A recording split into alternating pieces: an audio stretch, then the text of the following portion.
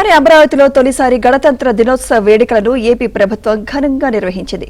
ఓవైపు కవాతు, మరోవైపు విభిన్న థీమ్లతో ప్రదర్శించిన శకటాలు ప్రత్యేక ఆకర్షణగా నిలిచాయి. ఈసారి రాజధాని రైతులను ఆహ్వానం పంపి మరీ గణతంత్ర వేడుకలకు హాజరు కావాలని ప్రభుత్వం కోరడంతో రైతులు అమితానందం వ్యక్తం చేశారు.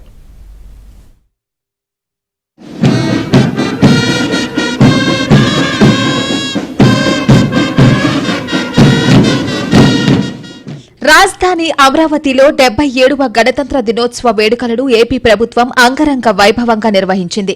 ఎక్కడా ఏ చిన్న పొరపాటు జరగకుండా కార్యక్రమం ఆద్యాంతం కనుల పండుగగా నిర్వహించింది. ఈ గణతంత్ర దినోత్సవ వేడుకల్లో పాల్గొనాల్సిందిగా రాజధాని రైతులకు సిఆర్డీఏ ఆహ్వాన పత్రాలు పంపి మరీ రావాల్సిందిగా కోరింది. దీంతో రాజధాని రైతులు ఆకుపచ్చ కండువలతో వచ్చి గ్యాలరీల్లో సందడి చేశారు. వైసీపీ అధికారంలో ఉన్న 5 ఏళ్లు తూతూ మంత్రంగా గణతంత్ర దినోత్సవాలు నిర్వహించారని అమరావతి రైతులు గుర్తు చేసుకున్నారు. కూటమి అధికారంలోకి వచ్చాకే ఏపీలో అసలైన రాజ్యాంగం అమలవుతుందన్నారు. గతంలో ఎప్పుడూ లేనంతగా గణతంత్ర దినోత్సవ వేడుకల్లో తమను భాగస్వామ్యం చేయడంపై రైతులు హర్షం వ్యక్తం చేస్తున్నారు. ఇలాంటి రైతులను కూడా భాగస్వామ్యులు చేయటం మాత్రం చాలా ఆనందంగా ఉందండి.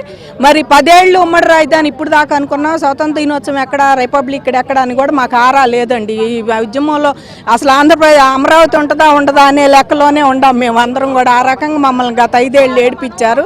అట్లాగే ఇప్పుడు ఉమ్మడి రాజధాని అయిపోయిన తర్వాత ఫస్ట్ టైం మన రాజధానిలో ఇలా రిపబ్లిక్ డే జరపటం అయితే మాకు చాలా ఆనందంగా ఉందండి. 1950లో రిపబ్లిక్ డే అప్పటి రోజుల్లో జరుపుకున్నారు, కానీ ఆంధ్ర రాష్ట్రానికి నిజమైన రిపబ్లిక్ డే అనేది ఈ రోజు వచ్చిందని చెప్పేసి మేము అనుకుంటున్నాం. ఎందుకంటే ఇంతకుముందు మనకు ఉమ్మడి రాజధానిలో ఎంతసేపు ఉండే ఎక్కడో చాటు చేసేయటం, హైదరాబాద్లో చేయడం అట్లా జరిగింది. రాజ్యాంగం అంబేద్కర్ రాజ్యాంగాన్ని కాకుండా రాజారెడ్డి రాజ్యాంగాన్ని అమలు చేసి ఎటువంటి భయభ్రాంతులకు గురి చేశారో చూసాం. కానీ రాజధాని ప్రజలకు కానీ ఆంధ్రప్రదేశ్ ప్రజలకు కానీ నిజమైన గణతంత్ర దినోత్సవం ఈ రోజు వచ్చిందని చెప్పేసి మేము చాలా ప్రౌడ్ గా ఫీల్ అవుతున్నాం. అమరావతిలో తొలిసారి నిర్వహించిన గణతంత్ర వేడుకల్లో ఎలాంటి పొరపాటు జరగకుండా అధికార యంత్రాంగం జాగ్రత్తగా వ్యవహరించింది. అతిథులకు మొదలుకొని వీఐపీల వరకు ఎక్కడా ఎలాంటి ఇబ్బంది లేకుండా అన్ని జాగ్రత్తలు తీసుకుంది. ప్రసంగంలో అందరికీ కనిపించేలా జైన్ స్క్రీన్లను ఏర్పాటు చేయడంతో పరేడ్ కు కొత్త కళ వచ్చింది. ఇందిరాగాంధీ మున్సిపల్ స్టేడియంలో నిర్వహించిన పరేడ్ కు గతంలో నిర్వహించిన పరేడ్ కు ధీటుగా హైకోర్టు సమీపంలో నేలపాడులో పరేడ్ ను నిర్వహించారు. వైసీపీ అధికారంలో ఉన్న 5 ఏళ్లు అమరావతిని నిర్వీర్యం చేస్తే కూటమి అధికారంలోకొచ్చిన వెంటనే అమరావతికి ఊపిరి లభించిందన్నారు. ఇప్పుడు మాకు ఈ అవకాశం ఎంతో సంతోషంగా ఉందండి. రైతులుగా మేము ఇక్కడ రావడం, మా రైతులకే ఫస్ట్ పెద్దపేట వేసినట్టు మాకు ప్రత్యేక గ్యాలరీలు ఏర్పాటు చేసి ప్రతి ఒక్కరిని ఆహ్వానించారండి. అంత సంతోషంగా ఉంది. సిఆర్డీ వాళ్ళకు కూడా మా కృతజ్ఞతలండి. కొంతమంది ఇది మామూలుగా నవ్వే వాళ్ళందరికీ ఆశ్చర్యం కలిగించే పనిలా చేశాడండి. అమరావతి మేము మారుస్తాం ఇప్పటికి కూడా అంటున్నాడండి గత ముఖ్యమంత్రి.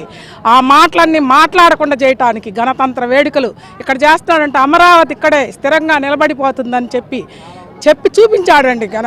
అమరావతి రైతులు పెద్ద పీట వేసి మీరు పాసులు ఏమి అవసరం లేదు, పచ్చకండ వేసుకుంటే చాలు, మీకు ముందు గ్యాలరీ మీకోసమేనని చెప్పాడండి. మరోవైపు ఈ వేడుకలు విద్యార్థులను ఆకట్టుకున్నాయి. పరేడ్ చూశాక ప్రభుత్వ ఉద్యోగం తెచ్చుకోవాలనే తపన పెరిగిందని చెబుతున్నారు. సరిగా ఏమనిపించిందంటే ఎలా అయినా గవర్నమెంట్ జాబ్ తెచ్చుకోవాలి. ఇంతమందిలో వీళ్ళందరినీ రెస్పెక్ట్ఫుల్గా నేను ఫస్ట్ టైం నిజంగా ఇప్పుడు నాకు 20 ఏళ్ళు దాకా వస్తున్నాయి, కానీ నేను ఫస్ట్ టైం చంద్రబాబు నాయుడు గారిని చూసా, పవన్ కళ్యాణ్ గారిని చూసా.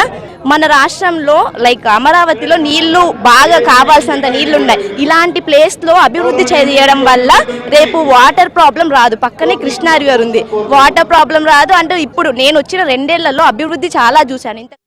రాజధాని అమరావతిలో గణతంత్ర వేడుకలు కొత్త శోభను తెచ్చాయి. ఎక్కడ చూసినా మువ్వెన్నెల జెండాలు రెపరెపలాడుతూ కనిపించాయి. గ్యాలరీల నిండా ఆకుపచ్చ కండువలతో వచ్చిన రైతులు జై భారత్, జై హింద్ అంటూ నినాదాలు చేశారు.